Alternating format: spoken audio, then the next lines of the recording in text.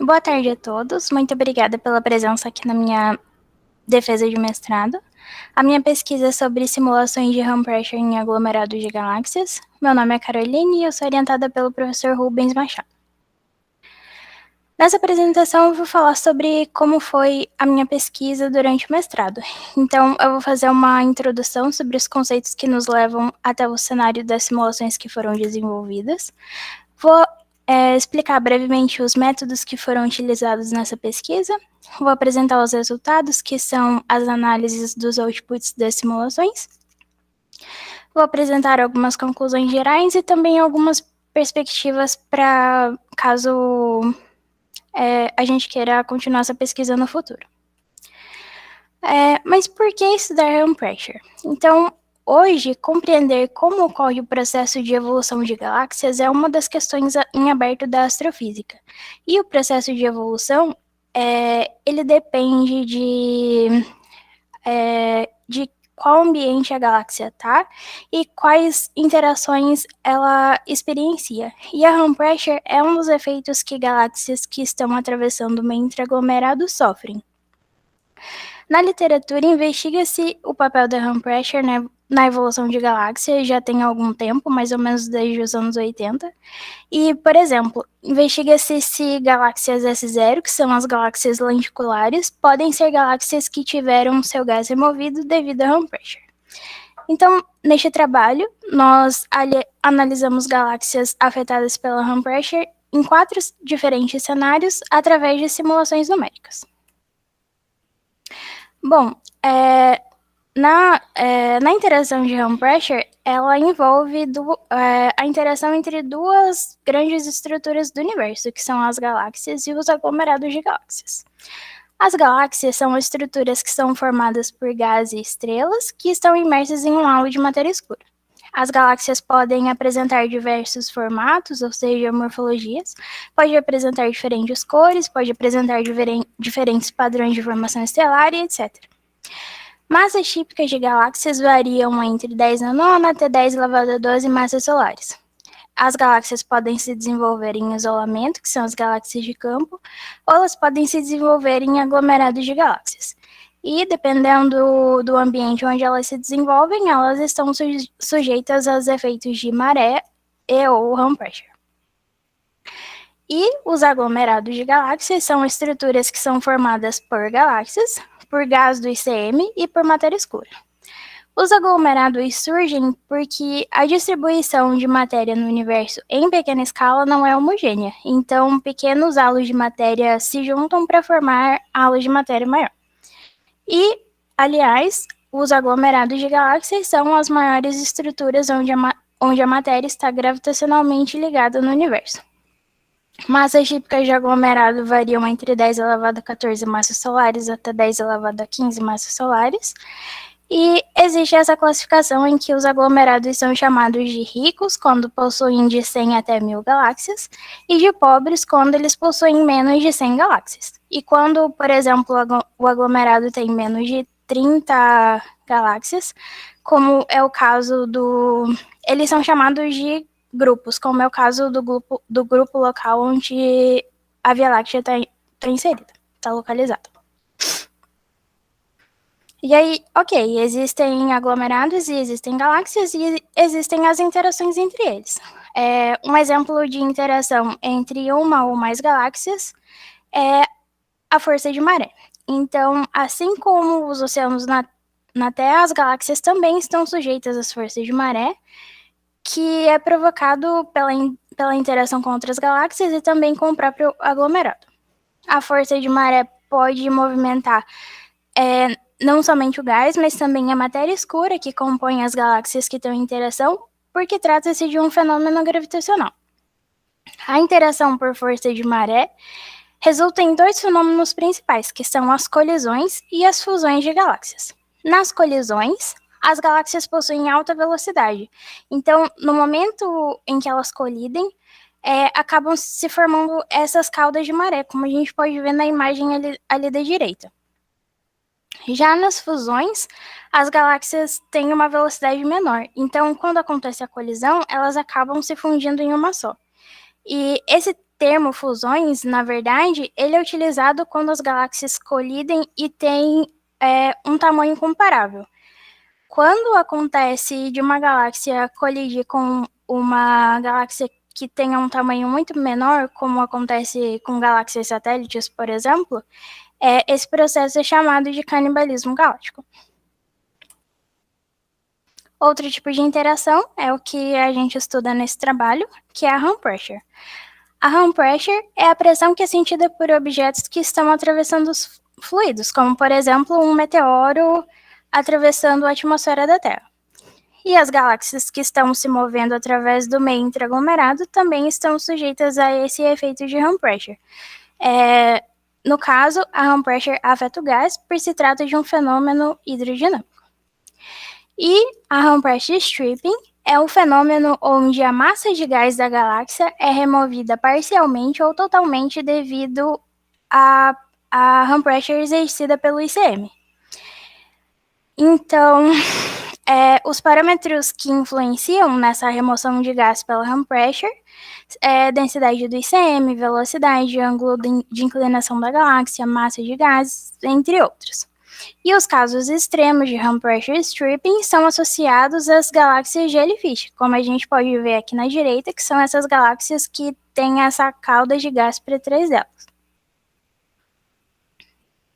Além de observar essas galáxias, nós também podemos fazer simulações dos cenários em que elas acontecem, é o que a gente faz nesse trabalho. Então, entrando nesse contexto de simulações em astrofísica, considerando que as escalas de tempo e de espaço em que esses fenômenos ocorrem, considerando que são escalas de tempo e espaço enormes, as simulações acabam sendo muito úteis e uma ótima ferramenta, e uma ferramenta muito usada para a investigação desses fenômenos. Dentro desse assunto de simulações em astrofísica, a gente pode destacar dois tipos principais de simulações, que são as simulações cosmológicas e as simulações locais. Nas simulações cosmológicas, as simulações cosmológicas abrangem um grande volume de estruturas e consideram a expansão cosmológica, como, por exemplo, a grande simulação Illustres, a simulação do milênio, entre várias outras. E nas simulações locais, nós buscamos reproduzir cenários específicos com maiores níveis de detalhes, que é o caso deste trabalho, onde nós realizamos simulações locais.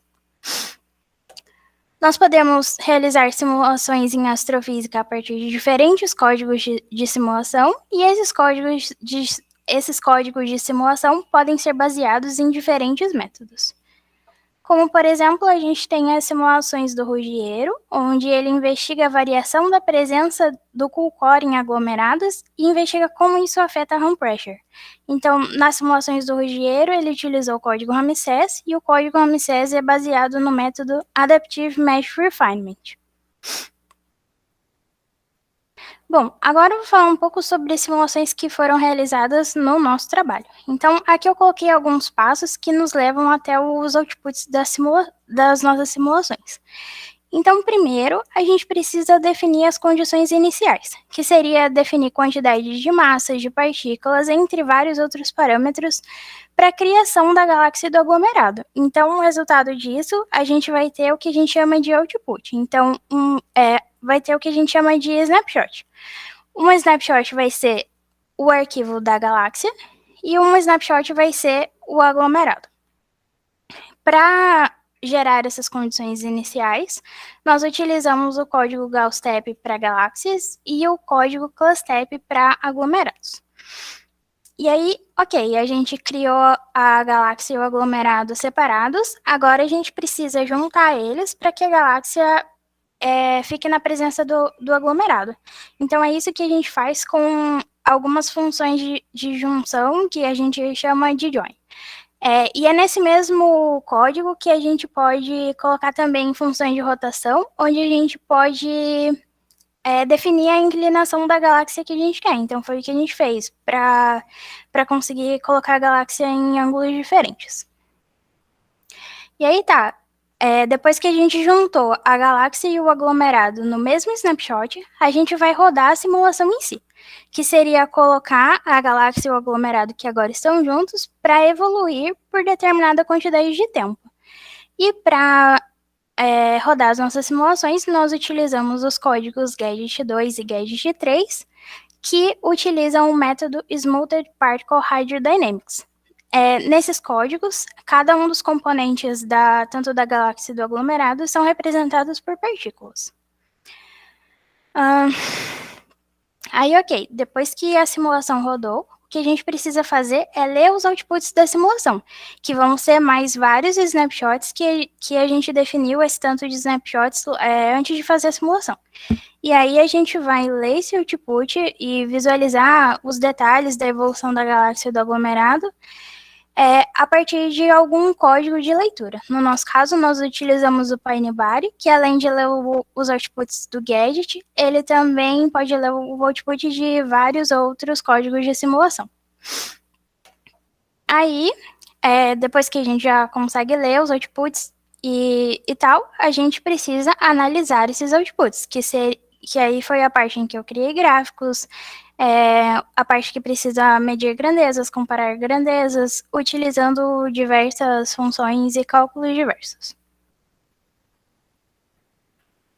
Então, para resumir, a gente realizou 4 simulações, e em cada uma dessas 4 simulações, uma galáxia está indo em direção ao centro do aglomerado, e ela pode se mover de frente, que será o caso que eu vou chamar de face-on, e ela pode se mover de lado, que é o caso que eu vou chamar de edge-on.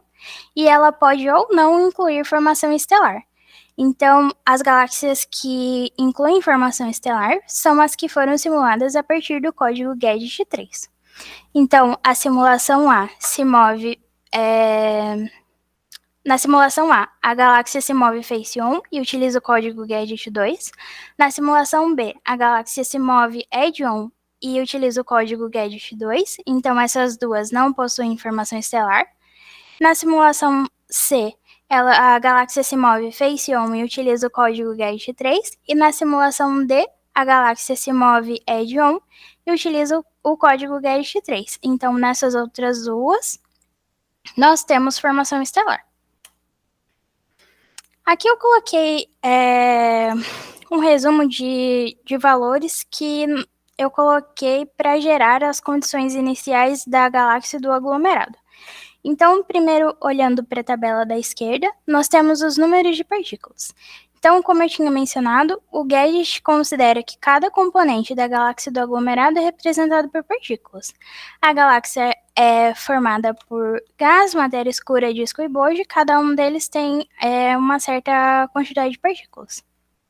E o aglomerado, formado por gás e matéria escura, também tem uma certa quantidade de partículas.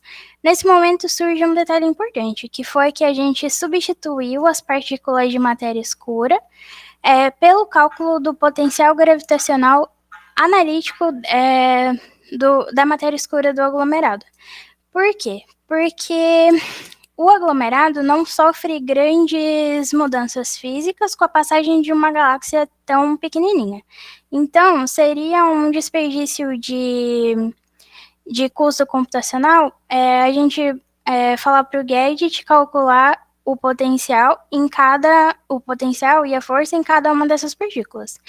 Então, a gente pode calcular esse potencial analiticamente e vai ser isso que o GADGET vai ler para fazer a simulação. Com isso, a gente consegue diminuir o custo computacional, que continua ainda sendo alto. E aí, ok, cada um desses componentes também tem uma certa quantidade de massas, e a nossa galáxia, no total, ela tem uma massa de 10 elevado a 12 massas solares, que é uma massa típica para galáxias, e o aglomerado tem uma massa típica de 10 elevado a 14 massas solares. Eu também coloquei aqui a fração de cada um dos componentes, tanto para o aglomerado quanto para a galáxia. Nós temos aproximadamente 90% de massa de matéria escura, e essas massas e densidades, elas seguem o perfil de Herne-Quest e de Denning, e também perfis exponenciais do disco, para que eles estejam em equilíbrio. Algumas outras informações. Então, inicialmente, a galáxia e o aglomerado têm uma separação inicial de 1 megaparsec, e então a galáxia parte em direção ao centro do aglomerado com uma velocidade inicial de 1.000 km por segundo. E o tempo total da simulação é de 1 gigaano. Então, agora nós vamos ver imagens das nossas simulações. Então, a simulação A. Na simulação a galáxia se move face-on em direção ao centro do aglomerado. Ela foi simulada a partir do Gadget 2 e ela não inclui formação estelar. Aqui, onde o que nós estamos olhando é o gás da galáxia, e as cores mais claras são densidades maiores e as cores mais escuras são densidades menores.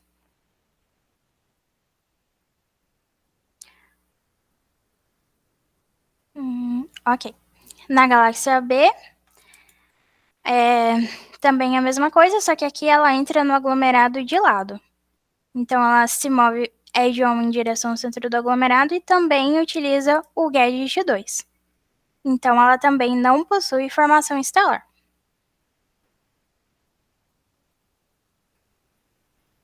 Aqui nós temos a galáxia C, que de novo vai em direção ao centro do aglomerado face-on.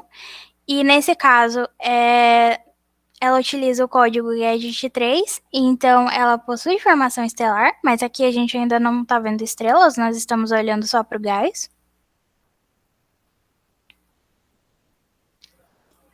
E a galáxia D, que se move head-on em direção ao centro do aglomerado, que também utiliza o Gadget 3, então ela também possui formação estelar.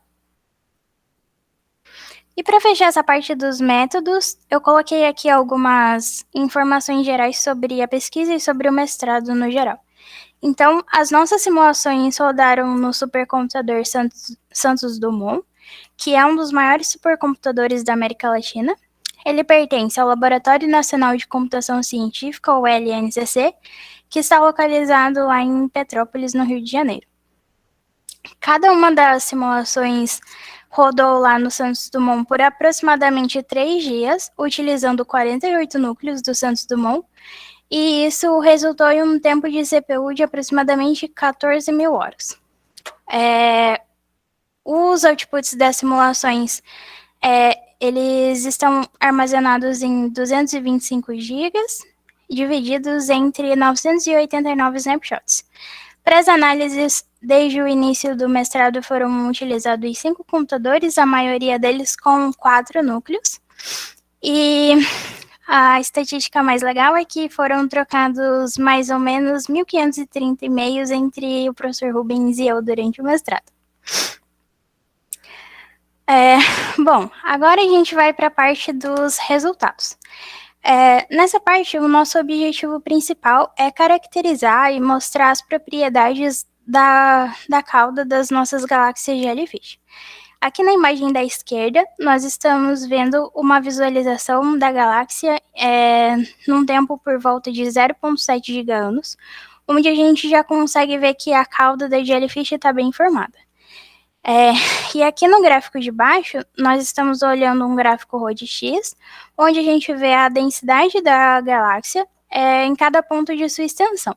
Então, a gente consegue ver aqui em x igual a 0 um pico de densidade, que corresponde aqui ao centro da galáxia, seguido dessas flutuações que correspondem ao gás que pertence à cauda da galáxia Jellyfish. E o que a gente precisou fazer foi medir qual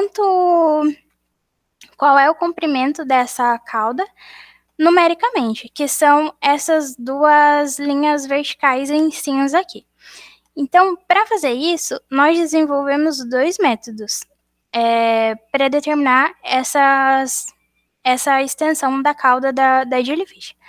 No método 1, nós consideramos que o comprimento da cauda é o x que contém 90% da massa de gás. Ou seja, por exemplo, se a gente pegar aqui x igual a 10,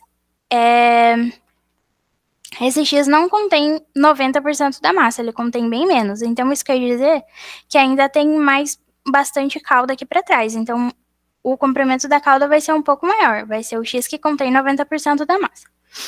Aí, ok.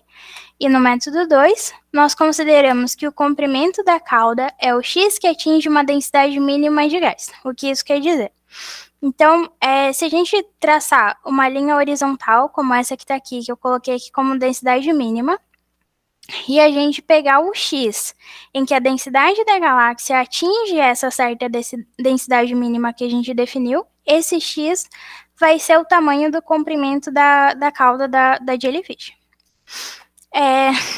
Na figura, no gráfico da direita, nós podemos ver que esses dois métodos acabaram resultando em valores bem parecidos.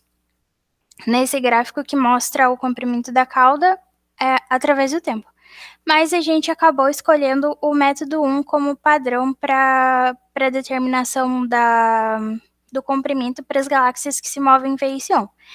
Isso porque a gente olhou para vários tempos da simulação e o método 1 acabou resultando em comprimentos mais adequados para a maior parte dos tempos.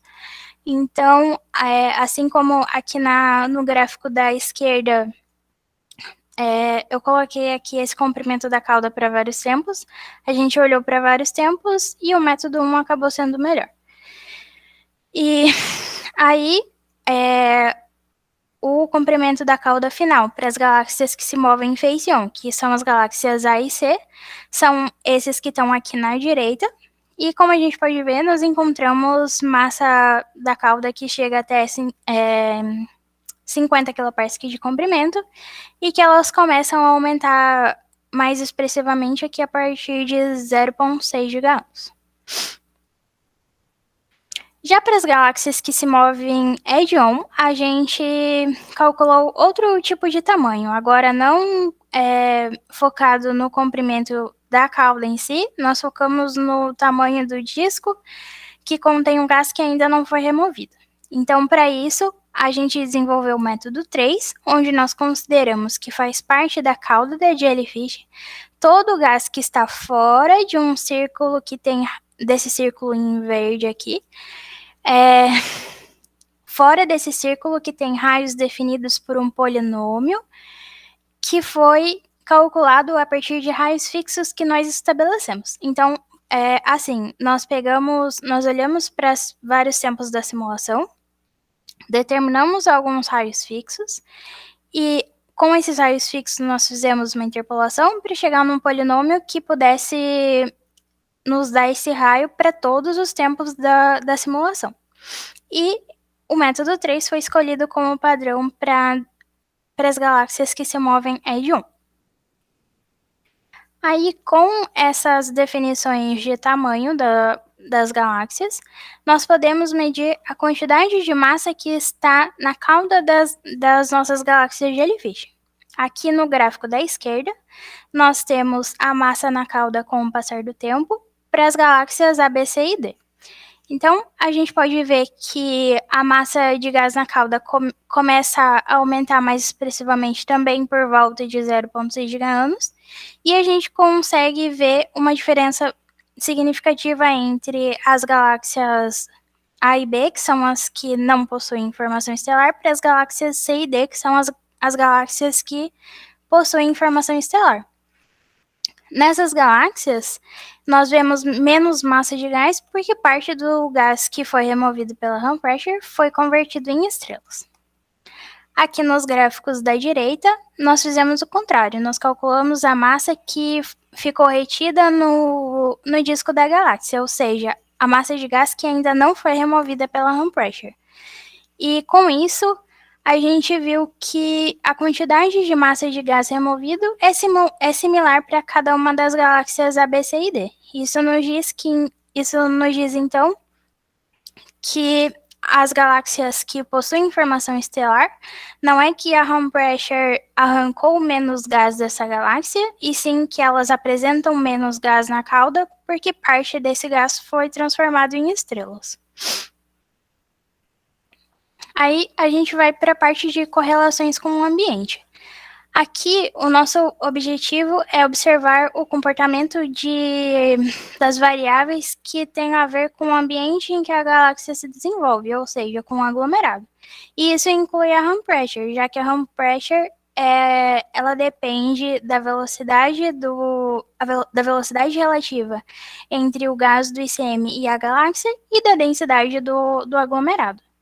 Então, aqui no gráfico da esquerda, nós temos a correlação entre a home pressure e o comprimento das caudas das nossas galáxias Jellyfish, onde a gente pode ver que mesmo depois do pico da home pressure, o comprimento da cauda continua aumentando, e para a galáxia A, esse comprimento parece começar a se estabilizar. Aqui no gráfico da direita, nós temos a correlação entre a home pressure e a massa de gás na cauda das galáxias Jellyfish. E aqui a gente consegue ver que conforme a home pressure vai aumentando, a massa de gás também vai aumentando, o que caracteriza a remoção de gás devido à home pressure. Aqui nós temos alguns gráficos de evolução temporal de algumas grandezas ou relacionadas à galáxia ou relacionadas ao aglomerado. Então, aqui na esquerda, nós temos a evolução temporal do raio. Esse raio, ele é a distância entre a galáxia e o centro do aglomerado com o passar do tempo. E temos a velocidade da galáxia também com o passar do tempo. Já aqui na direita, nós temos as grandezas relacionadas ao aglomerado. Então, nós temos a evolução temporal da densidade, da velocidade do gás ICM, da temperatura e da home pressure com o passar do tempo. E isso para o aglomerado. Então, em ambas essas figuras, nós podemos ver que o pico de cada grandeza ocorre nos momentos próximos da passagem central. E aqui nós podemos ver também uma diferença entre as simulações A e B, que são as que não têm formação estelar, e as galáxias C e D, que têm formação estelar. Isso é porque as simulações que foram feitas a partir Isso acontece porque as simulações C e D foram feitas a partir do código GEST3. E, além de formação estelar, o GEST3 também possui cooling radiativo. E o cooling radiativo acaba alterando algumas características, principalmente próximas do centro do aglomerado. Então, é por isso que a gente vê essas diferenças. Aqui, nós estamos vendo o espaço de fase das galáxias que nós simulamos. O espaço de fase é um gráfico onde a gente pode representar um fenômeno por coordenadas de raio e de momento, ou então velocidade, como foi o que a gente fez. E nesse espaço de fase, nós vemos a evolução dinâmica das galáxias que nós simulamos. Então, aqui no gráfico da esquerda, olhando da direita para a esquerda, nós estamos olhando para a trajetória de fase para cada uma das nossas galáxias. Aqui nos gráficos da direita, nós também estamos olhando para os espaços de fase para cada galáxia, mas aqui os pontos estão coloridos de acordo com a massa de gás na cauda de cada galáxia. Fazendo isso, nós conseguimos ver que as jellyfishes que são mais notáveis aparecem em determinadas regiões do espaço de fase. E com isso, nós conseguimos definir intervalos de tempo em que essas galáxias das nossas simulações poderiam ser classificadas como jellyfishes de fato, se, por exemplo, elas estivessem sendo observadas observacionalmente. Então, observacionalmente é bom. Mas tá. Então, esse intervalo para a galáxia A seria de 0,7 até 1 gigano, para a galáxia B de 0,8 até 1 gigano, para a galáxia C de 0,7 até 1 gigano, para a galáxia D de 0,6 até 0,85 gigano. Finalmente, agora falando da formação estelar, nessa etapa da pesquisa, nós também realizamos a simulação de uma quinta galáxia, que é uma galáxia que evolui em isolamento, então ela não está na presença de um aglomerado. Nós chamamos ela de galáxia I. E o intuito de incluir a simulação dessa nova galáxia é comparar a formação estelar entre ela, que evolui em isolamento, e as galáxias C e D, que evoluem na presença do aglomerado. Então, o que a gente encontrou foi que a galáxia I apresenta uma maior massa acumulativa de estrelas até aproximadamente 0,8 giga-anos, e depois desse tempo, todas as galáxias começam a atingir a mesma massa acumulativa. E quanto à taxa de formação estelar, nós encontramos que a galáxia I apresenta um pico na taxa de formação estelar logo no início da simulação, que é aqui, diminuindo drasticamente até o fim. Em ambos os casos, a home pressure parece estar atrasando a formação das estrelas. E aqui, finalmente, nós temos algumas visualizações das estrelas nas simulações C e D. A cor cinza que a gente está vendo são estrelas. E na galáxia C, que é a galáxia que se move face on, nós conseguimos ver essas estrelas que eu falei que se formaram na cauda da Jellyfish. E na galáxia D, que se move edge on, nós vemos também a formação de estrelas na galáxia, mas elas parecem estar mais próximas do disco, mas também apresentam certa assimetria e um certo unwinding que também podem ser devido a home pressure. Então, vários desses resultados a gente conseguiu comparar com resultados de outros autores na literatura, e a partir desses resultados, eu vou destacar algumas conclusões gerais. Então, neste trabalho, nós investigamos a variação de 2 parâmetros, que é a inclinação da galáxia, ou seja, se a galáxia entra no aglomerado face on ou edge on, e também a presença ou não de formação estelar. A partir desses 4 cenários que nós abordamos, nós destacamos 2 conclusões principais. Com relação à inclinação, nós encontramos que as diferenças na inclinação estão mais relacionadas ao formato da cauda e dos braços espirais da galáxia, e que isso não altera significativamente a quantidade de gás que foi removido pela home pressure. E a outra conclusão é que a presença ou não de formação estelar na galáxia afeta a quantidade de gás que está na cauda da galáxia Jellyfish. Já que nos casos que tem formação estelar, a gente vê que parte desse gás removido foi convertido em estrelas. Então, como eu tinha mencionado, não é que a home pressure arrancou menos gás porque tinha formação estelar, mas sim que tem menos gás na cauda porque parte desse gás foi convertido em estrelas. Aqui eu coloquei algumas perspectivas, então, reconhecendo as limitações das nossas simulações, seja devido a restrições de hardware ou de tempo mesmo, eu destaquei algumas variações nos métodos que poderiam aperfeiçoar os resultados que foram apresentados ou continuar essa pesquisa no futuro.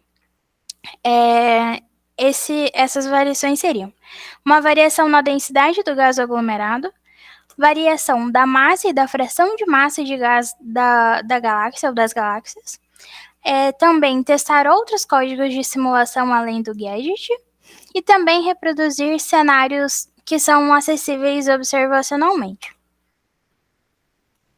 Gostaria de agradecer à banca, o professor Felipe e a professora Ana. Gostaria de agradecer ao meu orientador, professor Rubens, e a todos os meus professores do PPGFA e de sempre, à minha família, ao meu marido, aos meus amigos e às minhas amigas, algumas aqui hoje, ao TFPR e ao PPGFA, ao LNCC e à CAPES. E é isso.